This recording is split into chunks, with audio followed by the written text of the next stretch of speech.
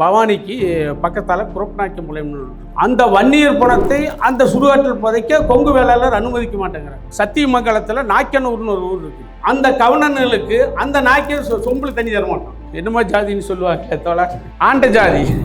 எங்கள் ஊரில் பொங்கியாத்தான் கோயில் ஒன்று இருக்கு. அந்த திருவிழாவில் குறைஞ்சபட்சம் 100 கிடா வெட்டுவாங்க. அங்கே அந்த பட்டியல் சமூகத்துக்காரர் யாரும் வந்து சாப்பிடுவாங்க. அடுத்த ஆண்டு அதே கோயிலில் கெடா வெட்டி அந்த பட்டியலின மக்களுக்கு எல்லாம் சேர் போட்டு அங்கே விரும்புகிறோம். அதுதான் முதல் அடிப்படை. நாம் செஞ்சு காட்டணும், துணிச்சல் வரும். எப்பயுமே எங்கள் இதில் குளத்தூரில் எங்கள் பகுதியில் 2 ஜோடி இருக்கும். அங்கே இருக்குது எங்கள் மக்கள். இப்போ இன்றைக்கி ஒரு ஜோடி வந்துருச்சுன்னா கடைக்காரங்க வச்சுருக்கோம், பிஜேபிக்காரன் தான். ஆனால் அவன் ஒரு சிப்பு அரிசி கொடுத்துருவான் இலவசம். அங்கே ஃபுல்லாக பயங்கர இந்த ஜாதி ஆதிக்கம் இருக்குது. இந்த கடை எடுத்தாலும் இரட்டை டம்ளர் இருக்குது. எங்கள் தோழரெல்லாம் ஒரு 300 பேர் சேர்ந்தோம். அப்போ அந்த காவல்துறை அவனுடைய மனநிலை பாருங்க, ஏமா இந்த 2 நாளைக்கு மட்டும் நீங்கள் இரட்டை டம்ளர் வைக்காதீங்க அப்படின்ட்டு ஒவ்வொரு கடையிலையும் 10,000 ரூபா வசூல். அவங்க எல்லாம் பஸ்ஸில் சீட்டியில் கொண்டுக்கிறாங்க. நாங்கள் நின்றுட்டு வர்றதா அப்படின்ட்டு அந்த ஊருக்கு போகிற பஸ்ஸவே நிறுத்திட்டாங்க. 20 ஆண்டா அந்த போராட்டம். இப்போ தான் நமது தோழர் வன்னியரசு அவர்கள் சமூக நலத்துறை அமைச்சரான பின்னாடி 50 ஆண்டா நடக்காத ஒரு சாதனையை அவர் செஞ்சிருக்கார். திமுக மந்திரியும் அதே மாதிரி அளவெடுக்கிறான். அண்ணா திமுக மந்திரி வந்தாலும் அவனும் அதே தான் அளவெடுக்கிறான். ஜாதியெல்லாம் ஒன்று சேர்ந்துக்குது. அப்போ அந்த இடத்துல எல்லாம் அவன் கட்சி இல்லை, அவன் கட்சி பார்க்கறது இல்லை, நாம் ஜாதி பார்க்குறான்.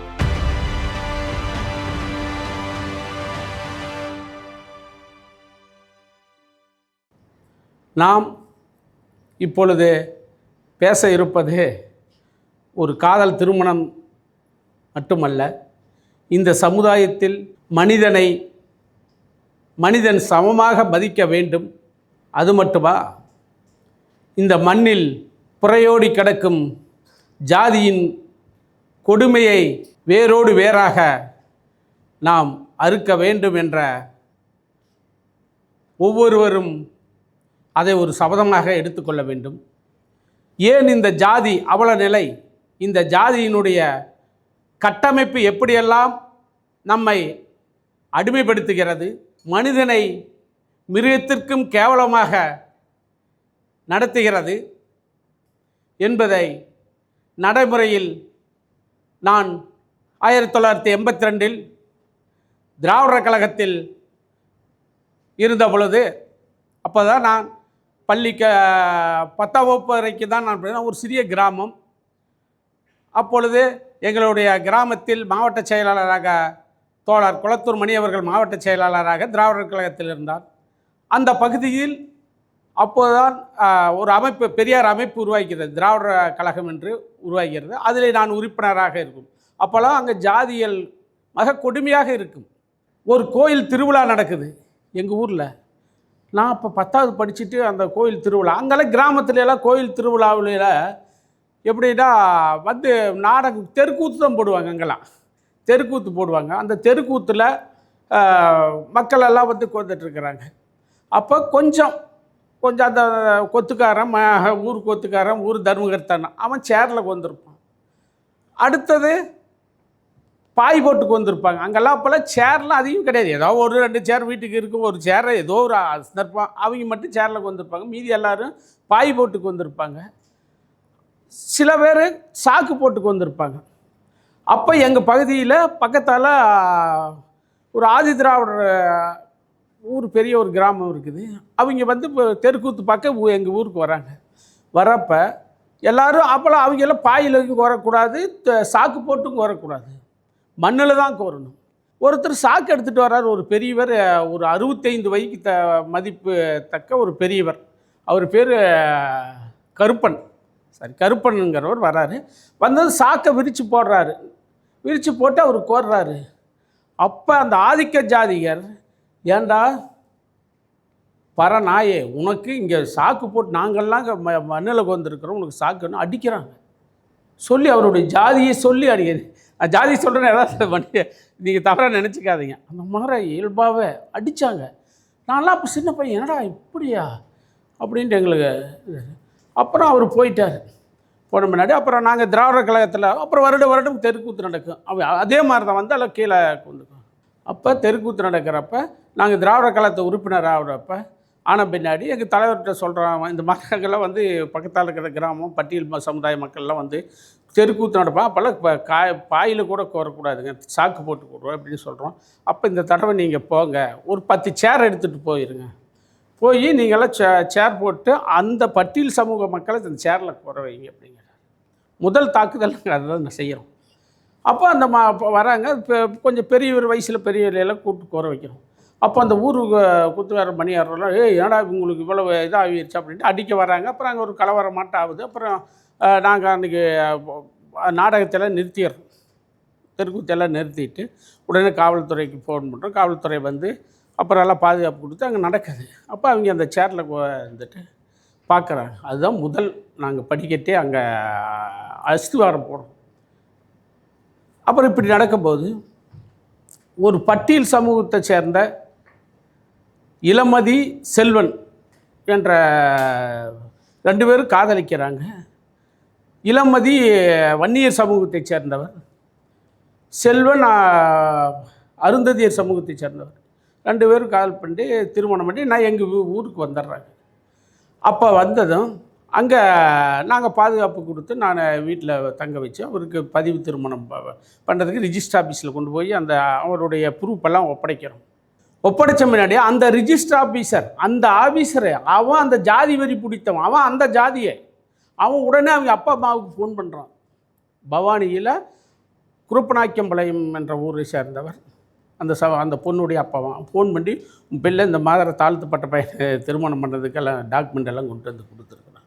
உடனே அவங்க என்ன பண்ணால் அந்த வன்னியர் சங்க தலைவர் எல்லாம் எல்லாம் அந்த பெரிய பெரிய இதெல்லாம் கூப்பிட்டு எல்லோரும் நாங்கள் பதிவு சுயமரியாதை திருமணம் செஞ்சு வச்சிடறோம்.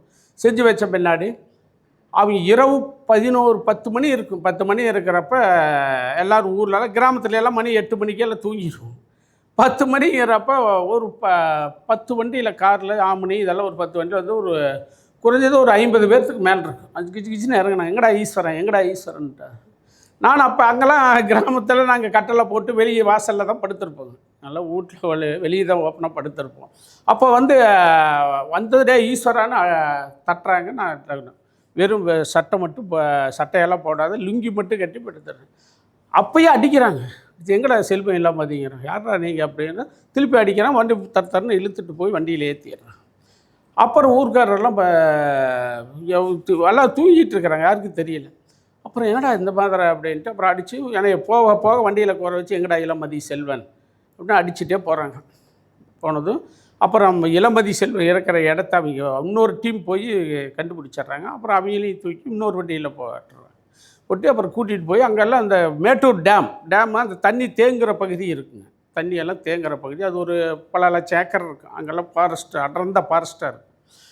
அங்கே எங்களை கொண்டு போய் வச்சுட்டு அடித்து ஏன்னா உனக்கு அப்போ சொல்கிறாங்க, அந்த வன்னியர் சங்க தலைவர் சொல்கிறாரு, இவன் மட்டும் 1000 வன்னியர் பிள்ளைகளை பரப்பையும் சக்கிலி பையனை கட்டி வச்சுருக்கிறான், இவனை நாம் முடிச்சிடணும் அப்படின்னு சொல்கிறாங்க. சொல்லி அடிக்கிறாங்க. அதுக்குள்ளார எங்கள் தலைவருக்கு தகவல் போயிடுது. குளத்தூர் வணிகத்தால் அவர் திருப்பூரில் பொதுக்கூட்டத்தில் இருக்கிறாரு. கூட்டத்தை கேன்சல் பண்ணிவிட்டு உடனே ஸ்டேஷனுக்கு வந்துடுறாங்க.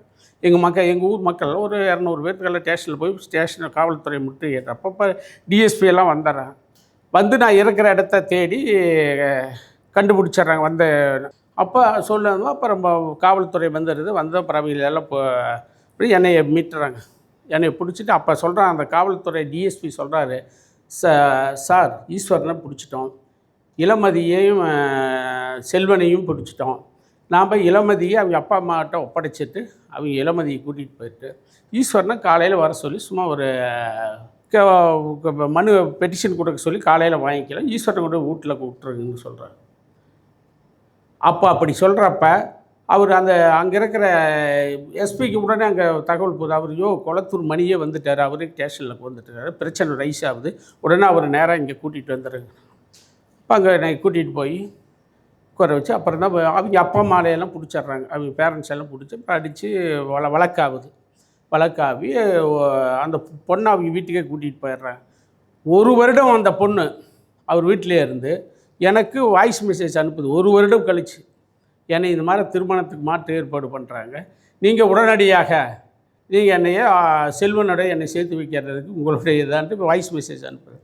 அதை கொண்டு போய் எஸ்பிகிட்ட கொடுக்குறோம். அப்புறம் எஸ்பி உடனே அவர் கொஞ்சம் சரியானவராக இருக்க முடிய உடனே அவங்க அப்பா அம்மா அந்த பொண்ணை போய் ஒரு வண்டியை விட்டு தூக்கிட்டு வந்து அப்புறம் அந்த அம்மா பொண்ணை விசாரிக்கிறாங்க. விசாரிச்சுன்னு அவரோட தான் போகிறோம், கூட்டிகிட்டு போகிறோம். இப்படி நடந்தது.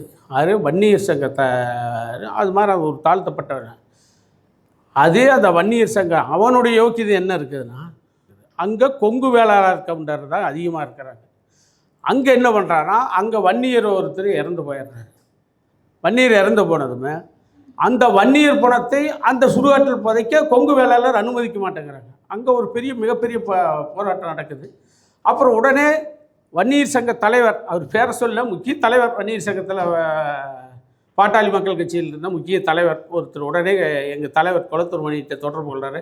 ஆனால் நீங்கள் பார்த்து உங்கள் தோழர்களை அனுப்பிச்சு அதை அங்கே அடக்க மாட்டாருக்காரு. நாங்கள் போனோமா ஜாதி கலவரம் ஆகிடும், வன்னியர் ஒரு பக்கம் கவுண்டர் ஒரு பக்கம், ஜாதி கலவரமாக வரும். உடனே அப்புறம் நாங்கள் அங்கே போய் நாங்கள் அந்த எது நாங்கள் தான் என்னமோ ஜாதின்னு சொல்லுவாங்களே தோழர், ஆண்ட ஜாதி, நாங்கள் தான் ஆண்ட ஜாதி. ஆண்ட ஜாதியுடைய நிலமை அவனுடைய நிலமை அங்கே அப்படி, அவனை உள்ளே புதைக்க விட மாட்டேங்கிறான். அவனுடைய நிலமை அங்கே அப்படி இருக்குது. இந்த மாதிரி ஜாதிகள் ஒரு ஒன்றுக்கு ஒன்று அந்த கவுண்டை விட மாட்டேங்கிறான். அப்போ அந்த கவுண்டர் நாங்கள்லாம் போராட்டம் பண்ணி ஆர்ப்பாட்டம் பண்ணி அப்புறம் அங்கே அடக்க செய்கிறோம். அப்புறம் அதிலிருந்து இப்போ தொடர்ந்து அங்கே இப்போ அவங்க வன்னியர் எல்லா ஜாதியும் அடக்க செய்கிறோம். அந்த கவுண்டை விட மாட்டான். கவுண்டனுடைய யோக்கியதை என்ன இருக்குது? அதே சத்தியமங்கலத்தில் நாய்க்கனூர்னு ஒரு ஊர் இருக்குது. நாங்கள் ஒரு தடவை திராவிட கழகத்தில் இருக்கிறப்ப அங்கே புத்தக விற்பனைக்கு போனோம். அப்போ எங்கள் வண்டியை அடிச்சு அப்புறம் திருப்பி நாங்கள் போய் பிரச்சனை பண்ணி அப்புறம் திருப்பி அங்கே பொதுக்கூட்டமே போட்டு நடத்தி காட்டினோம். ஆனால் அந்த நாய்க்கனூரில் அந்த கவுண்டனுக்கு அந்த நாய்க்கு சொம்பில் தண்ணி தர மாட்டான். அவன் இவனோட சின்ன ஜாதிங்கிறான், கவுண்டன் நீ சின்ன ஜாதிடாங்கிறான் அந்த நாய்க்கு. இப்படி தான் ஒவ்வொரு ஜாதியினுடைய அடிப்படை படிப்படியாக இந்த நிலைமையில் இருக்குது.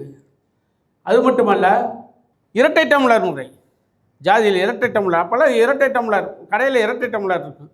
போய் நாங்கள் எங்கள் தோழரை கூட்டிகிட்டு போய் டீ கொடுக்க சொன்னோம், கொடுக்க மாட்டேன்னாங்க. கடையை அடித்து உடைச்சோம். அங்கே குளத்தூர் ஒன்றியத்தில் அன்னைக்கு ஃபுல்லாக எங்கள் தோழரோட ஒரு 20 பேர் தோழரை கூட்டிகிட்டு ஒவ்வொரு கடையிலையும் போய் டீ கொடுக்க சொன்னோம், அடித்தோம், உடைப்போம். அவன் போய் வழக்கு கொடுத்தான். அப்போல்லாம் அன்டச்சபிலிட்டி நம்ம தீண்டாமை பிரிவு சேலத்தில் தான் இருக்குது, காவல் நிலையம்.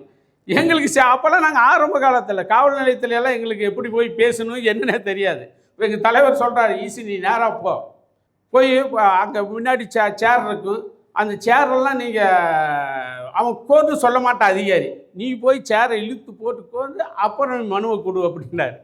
அப்புறம் நாங்கள் அது மாதிரி செஞ்சோம். இப்போ இன்று வரைக்கும் அங்கே எந்த கடையிலையும் எங்கள் குளத்தூர் ஒன்றியத்தில் எந்த கடையிலையும் டீ டம்ளரே கிடையாது. இரட்டை டம்ளரை ஒழிச்சோம்.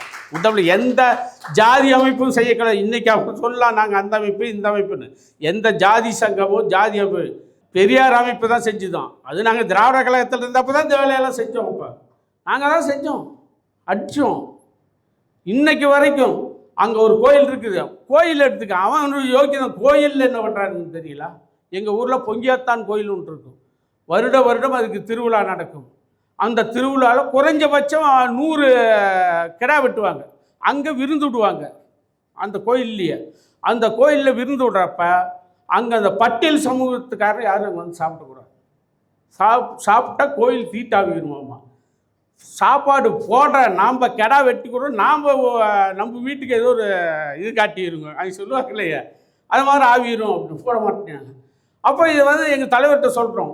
அப்போ சொல்கிறாரு, நீ அடுத்த வருடம் நீங்கள் ஒரு கிடா வாங்கி அங்கே வெட்டி அங்கேயே விருந்துடுங்கன்னாரு. அப்போ நாங்கள் சரி நம்மளுக்கு கடவுள் இல்லைங்கிற அது அடுத்த கட்டம். அடுத்த ஆண்டு அதே கோயிலில் திருவிழா நடக்குது. திருவிழாவுக்கு நாங்கள் ஒரு கிடா வாங்கி நாங்கள் சொந்தமாக எங்களுடைய இதை ஒரு கிடாயை வாங்கி அங்கே கோயிலில் கொண்டு போய் தீர்த்தத்தை போட்டோம், வெட்டினோம். அங்கேயே சமையல்காரரை வர சொல்லி சமையல் பண்ணி கிடா வெட்டி அந்த பட்டியலின மக்களுக்கு எல்லாம் சேர் போட்டு அங்கே விருந்து போட்டோம். இது நடந்து 20 ஆண்டு ஆகுது. இன்று வரைக்கும் அங்கே பட்டியல் சமூக மக்கள் வந்து உணவு பண்ணுறாங்க. அதுதான் முதல் அடிப்படை. நாம் செஞ்சு காட்டணும். நாம் காட்டினா தான் அவங்களுக்கு அந்த துணிச்சல் வரும். நீ நினைக்கலாம் நாம் ஜாதி இல்லை மதம் இல்லை அப்படியெல்லாம் பேசிகிட்டெல்லாம் போக முடியாது. இறங்கி நாம் நடத்தி காட்டணும். இப்படியெல்லாம் தான் தோழர் நம்ம நிறைய திருமணம் தான் திண்டு நம்ம ஜவஹர்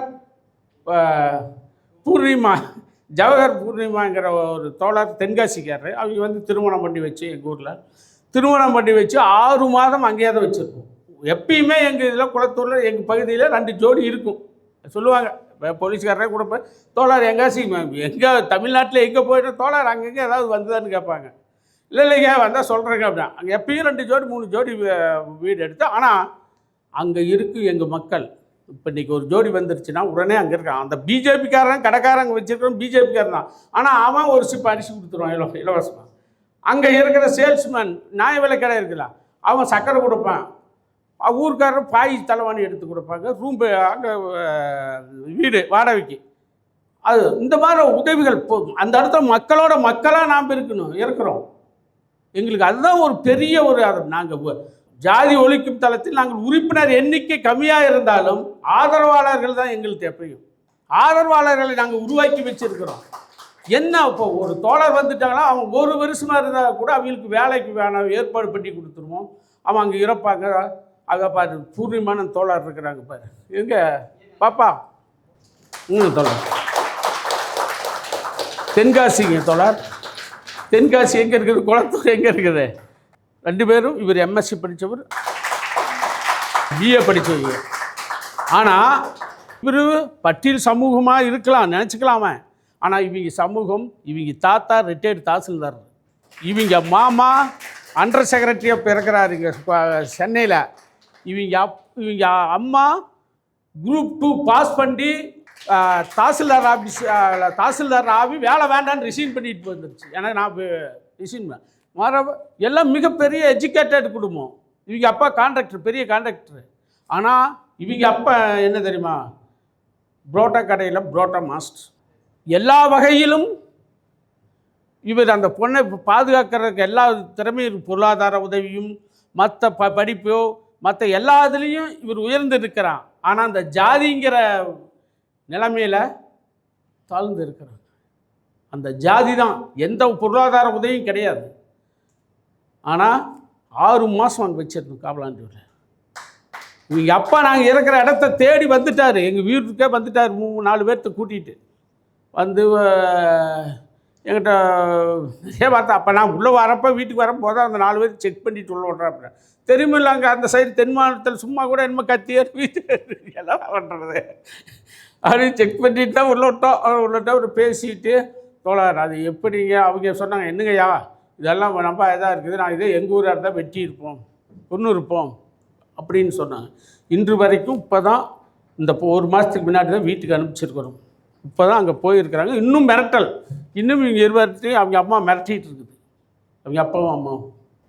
இந்த மாதிரி இந்த ஜாதியின் கொடுமை இப்படியெல்லாம் இருக்குது தோழர். அது மட்டுமல்ல, இன்னொரு கிறிஸ்டனுங்கிற மணிமேகலை கிறிஸ்டன், அதுதான் முதல் நாங்கள் 82 திருமணம் பண்ணி மணிமேகலை கிறிஸ்டன். அவர் அந்த இவர் 2 பேரும் இவர் +2 படிக்கிறப்பயே லவ் பண்ணி திருமணம் பண்ணிட்டாங்க. நாடார் சங்கமே ஒரு 100 பேர். இவருடைய நிலைமையை சொன்னால் 2 நாள் வாகனத்திலே திண்டுக்கல் பஸ் ஏறுவாங்க, திருச்சி வருவாங்க. அங்கே சாப்பிட்டுட்டு திருப்பி கொஞ்ச நேரம் அப்படியே டவுனை சுற்றிட்டு திருப்பியும் திருச்சியிலேருந்து பஸ் ஏறுவாங்க திண்டுக்கல். இப்படியே 2 நாள் பஸ்ஸுலேயே 2 பேர் பயம். இங்கே நாடார் சங்கமெல்லாம் தேடுது இவனுங்க. அப்போ தேடிட்டு என் வீட்டுக்கு வராங்கடா, அதை ஈஸ்வரன் தாண்ட வச்சுருப்பான், அவன்கிட்ட போகலான்டா அப்படின்ட்டு அங்கே வந்து இது பண்ணால் இல்லை அவனை தவிர்த்து போய் இருக்காது, அவன்கிட்ட தான் போகலான்ட்டு வராங்க. வந்து அப்புறம் நாடார் சங்கம் என்கிட்ட வராங்க. வந்து அப்படி எனக்கு தெரியலைங்க, நான் தான் வந்தால் சொல்கிறேன். அப்புறம் இவங்க அப்பாவை போய் அடித்து தூக்கிட்டு போயிட்டாங்க.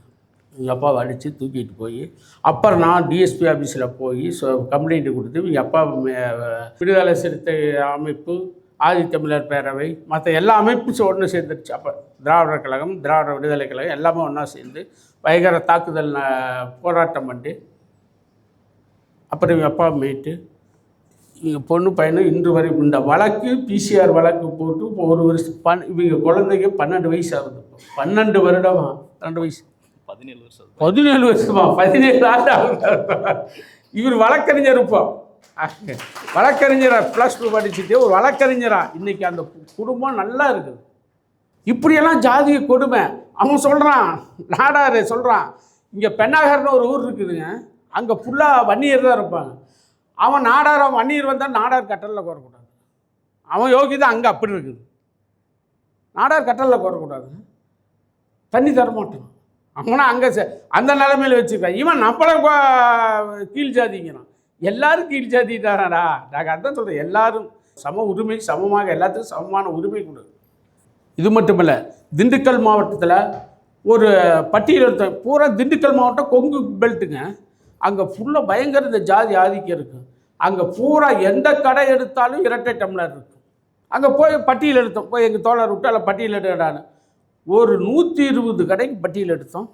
ஒரு தேதி எங்கள் தலைவர் அறிவித்தார், இந்த தேதியில் கடைகளில் போய் டம்ளர் இரட்டை டம்ளர் இருக்கிற கடையெல்லாம் உடைக்கப்படும்னு அறிவித்தோம்.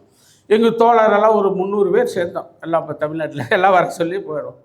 போய் அங்கே போய் இந்த தேதின்னு ஒரு குறிப்பிட்டு சொல்லிவிட்டு இந்த தேதியில் நடக்குன்ட்டு. அப்போ அந்த காவல்துறை அவனுடைய மனநிலை பாருங்க, போய் ஒவ்வொரு கடையாக, ஏம்மா இந்த 2 நாளைக்கு மட்டும் நீங்கள் இரட்டை டம்ளர் வைக்காதீங்க, இந்த மாதிரி தீக்காக்காரரு கம்ப்ளைண்ட் கொடுத்துருக்காங்க, இல்லை கடையெல்லாம் உடைச்சிருவோங்கிறாங்க, அதனால் 2 நாளைக்கு வேண்டாம் அப்படின்ட்டு ஒவ்வொரு கடையிலையும் 10,000 ரூபா வசூல். நாம் ஏன்னா இரட்டை டம்ளர் உழைக்க வேணுன்ட்டு நாங்கள் போடுறோம், அவன் வசூல் பண்ணிட்டு நீ 2 நாளைக்கு மட்டும் வச்சுருக்காது, 2 நாள் கழித்து வச்சுக்கிட்டு. அப்போ இந்த அதிகாரிகளுடைய மனநிலை எப்படி இருக்குது நல்லா யோசனை பண்ணுங்க. இந்த அதிகாரிகளுடைய மனநிலை அப்படி போகுது. அப்புறம் போய் அடித்து உடைச்சோம். அப்புறம் இரட்டை டம்ளர்லாம் எடுத்துட்டாங்க. அவர் உப்பெல்லாம் சாதாரணமாக கொடுக்குறாங்க. சாதாரண உப்பெல்லாம் அங்கெல்லாம் நீங்கள் போய் பாருங்கள். நாங்கள் சொல்ல நீங்கள் போய் அந்த இடத்த பாருங்கள். இந்த திண்டுக்கல் மாவட்டத்தில் இப்போ இரட்டை டம்ளர்லாம் அங்கே இல்லை. அப்படியே வாங்க கோயம்புத்தூரில் உப்பை தற்சமயம் கெம்பனூர் அங்கே கொங்கு வேளாளர் கொண்டு தான் அதிகமாக சார். கெம்பனூர் அந்த ஊரில் ஒரு 20 ஆண்டா கெம்பனூரை போய் அந்த கெம்பனூரில் பஸ் திரும்பி வரணுங்க.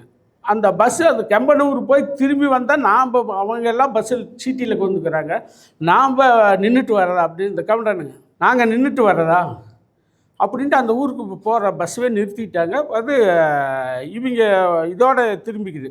அண்ணா நகரில் தான் பட்டியல் சமூக மக்கள். கெம்பனூரும் அண்ணா நகரும் 1 கிலோமீட்டர் பக்கம் தாங்க, அவ்வளோ கூட இருக்காது. போய் அங்கே திரும்பிட்டு வந்து பஸ்ஸை நிறுத்திட்டாங்க. அப்போ அண்ணா நகரில் அது நாங்கள் போராட்டம் எல்லாம் குளத்தூர் தலைவர் தலைமையில் போராட்டம் நடத்தி அந்த போராட்டத்தில் எல்லாம் கலந்துட்டு ஒரு 500 பேருக்கு எல்லாம் கலந்து போராட்டம் அங்கே பஸ் அனுப்பணும் போராட்டம். ஆனால் அந்த போராட்டத்தை அங்கே இருக்கிற பாருங்கள், அங்கே இருக்கிற அரசியல்வாதிங்க மனநிலை எப்படி இருக்குது. அங்கே இருக்கிற மந்திரி மாதிரி உயர் ஜாதி, அவன் அந்த ஜாதியாக இருக்கிறான். அங்கே இருக்கிற மந்திரி, திமுக மந்திரியும் அதே மாதிரி அளவு எடுக்கிறான். அண்ணா திமுக மந்திரி வந்தாலும் அவனும் அதே அளவு எடுக்கிறான். எவன் வந்தாலும் இவனுக்கு இப்போ அதில் ஜாதியெல்லாம் ஒன்று சேர்ந்துக்குது. அப்போ அந்த இடத்துல எல்லாம் அவன் கட்சி இல்லை, அவன் கட்சி பார்க்குறதில்ல, நாம் ஜாதி பார்க்குறான். அப்படின்னா விடல. இவன் வந்தாலும் இப்போ மனு கொடுத்து பார்த்தாங்க, இவனும் கூப்பிட்டு அந்த அதிகாரியை கொஞ்சம் பட்டியலின அதிகாரியாக இருந்தால் அவன் நடவடிக்கை எடுத்து அவனை டிரான்ஸ்ஃபர் பண்ணிவிட்டு உடனே அவங்க அதிகாரியை கொண்டு வந்து போட்டுறான். 20 ஆண்டா அந்த போராட்டமும். இப்போ தான் நமது தோழர் வன்னியரசு அவர்கள் சமூக நலத்துறை அமைச்சரான பின்னாடி இப்போ தான் அந்த ஊருக்கு இப்போ பஸ் அவர்கிட்ட மனு கொடுத்து அவர் மிகப்பெரிய ஒரு சாதனை, இந்த 50 ஆண்டா நடக்காத ஒரு சாதனையை அவர் செஞ்சுருக்கிறார். அவருக்கு நாம் சிறப்பு செய்கிற இப்படியெல்லாம் இந்த ஜாதியின் கொடுமை, ஜாதி சங்கங்கள். ஆனால் தடை பண்ண வேண்டியது ஜாதி சங்கத்தை தடை பண்ண வேண்டும். அப்போல்லாம் ஜாதி சங்கம் இருந்ததுங்க. ஆரம்ப காலத்தில் ஜாதி சங்கம், ஐயா காலத்தில் ஜாதி சங்கம் இருந்தது. ஜாதி சங்கத்தில் கூட போய் பேசி ஜாதியை பற்றி ஐயா பேசியிருக்கிறாரு. சங்கத்திலேயே அவங்களை பற்றி திட்டுவார். ஆனால் அன்னைக்கு இருந்த ஜாதி சங்கம் அந்த மக்களுடைய உரிமைக்காக போராடிச்சு. அந்த மக்களை முன்னேற்றுவதற்கான உரிமைக்காக, கல்வி அறிவில் இந்த உரிமைக்காக போராடு. இன்றைக்கி இருக்கிற ஜாதி சங்கம் என்னடானா, அவன் தலைவராகணும், இந்த ஜாதி நீ போய் அவனாடி, நீ அவனை தாக்கு, இந்த மாதிரி இப்போ இருக்கிற ஜாதி சங்க தலைவரெல்லாம் தலைவராக பார்க்குறாங்க. பதவி பிடிச்ச ஜாதி சங்க தலைவராக இருக்காங்க. இதில் இளைஞர்கள் தான் பட்டு சீரழி. எங்கள் ஊரில் இப்போ நல்லா எஜுகேட்டட் இளைஞர்லாம் இப்போ நிறைய முடிச்சுட்டு வந்திருக்காங்க. ஏன்டா நீ வேலைக்கு போய் என்ன எழுதிட்டேன், இந்த சங்க இதில் போய் நான் கலந்துட்டு கேஸ் வழக்காகிருச்சு, உள்ள வேலைக்கு போக முடியல, அந்த நிலைமைக்கு இருக்கிறாங்க. நீங்கள் நான் இது பெருமைக்காக சொல்லவில்லை, நடைமுறையில் நடந்தது. இப்போ நான் கேட்டுட்ருக்கிற குளத்தூரில் போக முடியல பசங்க, போய் காவல் துறையில் போய் அந்த இது வாங்கிட்டு வர சொல்கிறாங்க. அப்போ என்ன பண்ணுறாங்க? தரமாட்டாங்க. அது மட்டும் இல்லை, இப்போ தென் மாவட்டத்தில் எத்தனை கொலைகள், இந்த ஆணவ கொலை நடக்குது பார்த்தீங்களா? பார்த்துட்டு தான் டெய்லியும் பட்டியல் சமுதாய மக்கள் ஒரு பிற்படுத்த சமுதாயத்தில் திருமணம் பண்ணிட்டா அவன் உடனே வெட்டி கொள்கிறான். அதிகாரிகள் யாருமே கட்டுக்கிறது இல்லை. இது நடவடிக்கை ஒன்றும் நீங்கள் வேண்டாங்க. இந்த கோகுல்ராஜ் கொலை வழக்கு நடந்ததில்லை, கோகுல்ராஜ் ஏங்க அந்த யுவராஜுங்கிறவன் கோகுல்ராஜை அவன் கவுண்டர் பொண்ணை திருமணம் பண்ணிட்டு பண்ணி திருமணம் பண்ணல, பண்ணி ஏதாவது பேசிகிட்டு இருக்கிறான் அந்த கோயிலில். அதை பார்த்துட்டு போய் அவன் கோகுல்ராஜை முடிச்சிட்றாங்க. முடிச்சுட்டு அந்த கோகுல்ராஜுக்கு ஆதரவு வழக்கே போடலைங்க, வழக்கே எடுக்கலை. அப்புறம் தான் தலைவர் குளத்தூர் மணி அவர் தலைமையில் நாங்கள் அங்கே ஒரு மிகப்பெரிய ஆர்ப்பாட்டம் நடத்த வேணும் அப்படின்னு ஆர்ப்பாட்டம் எப்படி? அந்த ஆர்ப்பாட்டத்தின் நோக்கம் சிஆர்பி 82/83 சிஆர்பி, அதில் அந்த உடைமைகள் அவரை தேடும் குற்றவாளியாக அறிவிக்க வேண்டும், அவர் உடைமைகளை எல்லாம் சீஸ் பண்ணணும், அவருடைய சொத்தை சீஸ் பண்ணணும். அந்த சட்டத்தின் கீழ் நீங்கள் வழக்கு பதிவு பண்ணி போராட்டம் நடத்தணும். அவர் தலைவர் குளத்தூர் மணி அவர் தலைமையில் நாங்கள் போராட்டம் நடத்தணும். அங்கே மிகப்பெரிய ஒரு 500 தோழர்கள்லாம் கலந்தாங்க, போராட்டம் நடத்தி. அங்கே காவல்துறையும் அந்த ஜாதிய போக்கில் இருக்காங்க. அப்போ அந்த டிஎஸ்பிக்கு எங்கள் தலைவருக்கும் கொஞ்சம் ஒரு மோதல் வந்தது. அப்புறம் தலைவர், நீ வேணால் அரெஸ்ட் பண்ணிக்க, எங்களை உள்ளே போடாதான் போட அப்படின்னு கடுமையாக பேசினார். அப்புறம் போராட்டத்துக்கு அனுமதி கொடுத்தாங்க, போராட்டம் நடத்தி அப்புறம்தான் அந்த கோகுல்ராஜ் மேலே வழக்கு ஆச்சு. அந்த வழக்கை மிகவும் திறம்பட நடத்தியவர் நமது வழக்கறிஞர் பாப்பா மோகன், கம்யூனிஸ்ட் பொது உடைமை வழக்கறிஞர் பாப்பா மோகன். அவர் மிகப்பெரிய அவர் தான் நான்லாம் இந்த அளவுக்கு எங்கள் வழக்கை நாங்கள் இந்த அளவுக்கெல்லாம் ஒவ்வொன்றும் செய்கிறது, வழக்கை சந்திக்கிறதெல்லாம் இதுவரைக்கும் நம்ம கிருஷ்ணன் வழக்காகட்டும், இளமதி செல்வன் வழக்காகட்டும், அமர் கௌசல்யா தோழர் வழக்கு, இதுவரைக்கும் ஒரு முறை பணமே வாங்க மாட்டாருங்க தோழர். நம்ம அமைப்பு சார்ந்து யாருமே இந்த ஜாதி மறுப்பு திருமணம் வழக்கு ஆச்சுன்னா அது வழக்குக்கு பணம் வாங்க மாட்டார். நான் பார்க்கலாம்னு எங்கள் தலைவர் சொன்னார். ஒரு 10,000 அவர் அக்கௌண்ட்டில், அவர் ஜூனியர்கிட்ட வாங்கி ஒரு அக்கௌண்ட்டில் 10,000 போட்டு விட்ருன்னு சொன்னார். நான் அக்கௌண்ட்டில் 10,000 வாங்கிட்டு வந்து அவர் அக்கௌண்ட்டு ஜூனியர்கிட்ட கேட்டு அக்கௌண்ட்டில் போட்டுவிட்டேன். உடனே அவர் ஃபோன் பண்ணார் எனக்கு, தோழர் நான் உங்கள்கிட்ட பணம் கட்டினா எதுக்கு பணம் போட்டாட்டி அப்படின்னு உடனே என் அக்கௌண்ட் நம்பரை வாங்கி உடனே திருப்பி ரிட்டர்ன் அனுப்பிச்சி விட்டார். இதுவரைக்கும் அப்பேற்பட்ட ஒரு தோழர். அந்த இதெல்லாம் இருக்க முடியுதா? நாங்கள் இந்த அளவுக்கு அங்கே இறங்கி வேலை செய்ய எந்த வழக்காக இருந்தாலும் சந்திப்பார். அது மட்டுமில்லை எங்கள் தோழர் குளத்தூர் மணி அவர்கள் இந்த ஜாதி ஒழிப்பு, நீ கடவுள் இருக்கிறவோ அந்த கோயிலில் ஏதோ பிரச்சனை பண்ணுறீங்க, அதை கூட அவ்வளோ எங்களுக்கு அந்த உடன்பாடு இல்லை. ஆனால் ஜாதி ஒழிப்பு இந்த தளத்தில் மிகப்பெரிய போராட்ட வடிவம் எடுப்போம். அதில் மிகப்பெரிய சந்திப்பாக அவருக்கு உடனே அந்த ஸ்பாட்டுக்கு வந்துடுவார். உடனே யார் எந்த ஒரு இதெல்லாம் பார்க்கறது கிடையாது. இதுதான் எங்களுடைய ஒவ்வொரு நிகழ்வும் ஜாதி ஒழிப்பு தளத்தில் எப்படியெல்லாம் நாம் பொண்ணு வேண்டாங்க. எங்கள் ஊரில் ஒரு கோயில் திருவிழா, அந்த திருவிழாவில் அம்மன் கோயில் 14 பஞ்சாயத்துக்கு உட்பட்டதுங்க. 14 பஞ்சாயத்துக்கு உட்பட்டது. அந்த கோயில் திருவிழா 3 வருடத்துக்கு ஒரு தடவை தான் நடக்கும். மிகப்பெரிய கூட்டம் வரும். அந்த கோயில் திருவிழாவில் பட்டியல் சமூக மக்கள் யாரும் போகக்கூடாது,